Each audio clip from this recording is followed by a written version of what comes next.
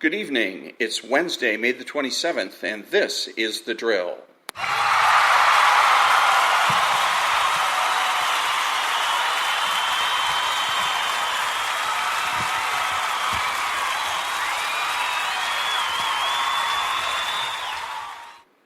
Thank you very much. I'm Ron, your host, and the only true conservative in the United States today, because I know how to truly defeat the left.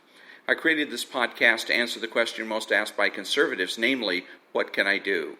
My podcast is short, approximately 5 to 10 minutes long, because shorter podcasts are easier to download and listen to, and shorter podcasts force me to get to the point. I've been listening to conservative talk radio since 1989. I've grown up in a socialist household, and I have learned the tricks of socialism. My podcast is made available through Spreaker and can be heard on iTunes, Spotify, Google, and YouTube. Today, what can I do?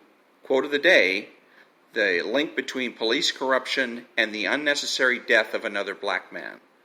All that when I come back.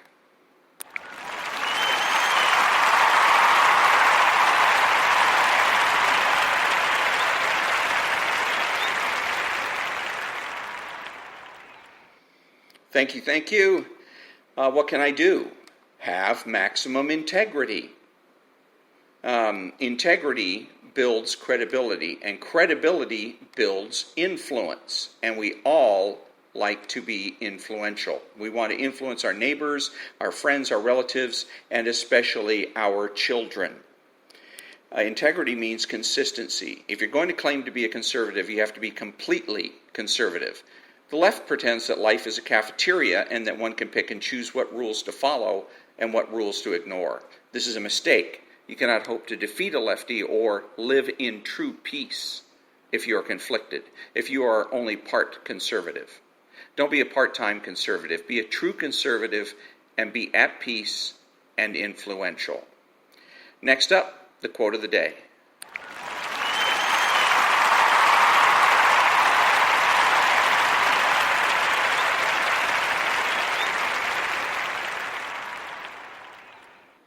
Thank you. The quote of the day comes from the book Rules for Retrogrades by Timothy and David Gordon. And I've substituted the word conservative for the word retrograde in this quote. Quote, never deny being a conservative, Looking feckless, you'll be called one anyway. Peter denied Christ thrice and fooled no one, looking only a coward, fumbling and playing for time. Denying or watering down one's conservative principles results in the worst of both worlds. The denier or mitigator forfeits both his honesty and his principle. Dishonest cowards are the denizens of no man's land, one unwilling to go to bat for his friend or to be included as a fellow traveler, deserves no friends. There's nothing less honorable than selling out your own people. For all their want of principle, radicals understand this one well. Denying membership among conservatives comprises the ultimate form of bad optics for conservatives. It happens all too frequently in politics and culture. Remember the fair-weathered friend back in middle school cafeteria who shared your values but always had one eye on membership in another social group?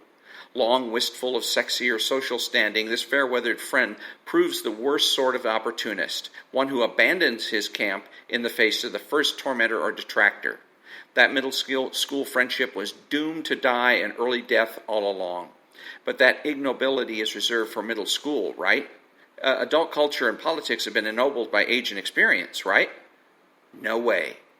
Conversely, true friends are stalwarts.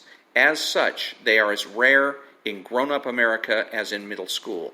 Conservatives are dear friends and brethren, fellows you have not met yet. Unlike most of the other rules for retrogrades, the majority of conservatives already know and cherish this one by instinct.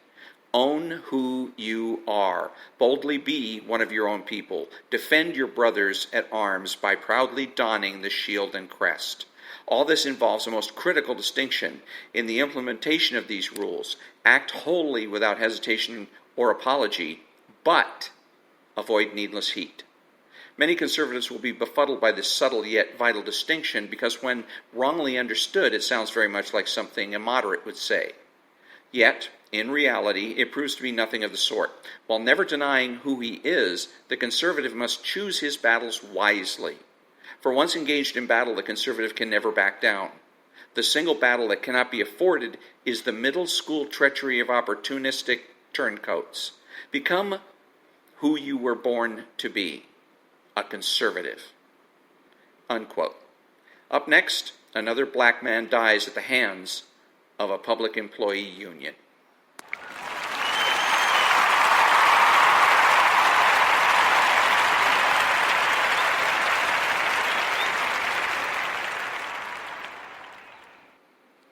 Thank you. Another black man died in the custody of a police department whose officers are unionized. Unionized police officers are a conflict of interest. They cannot serve two masters, both the union and the public.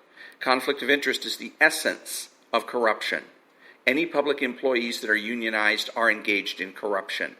Corruption and conflict of interest are universally wrong and should be eliminated immediately. Eliminating corruption would go a long way towards reducing unnecessary police violence. And let's see if we have anything else here. Nope, back in a minute.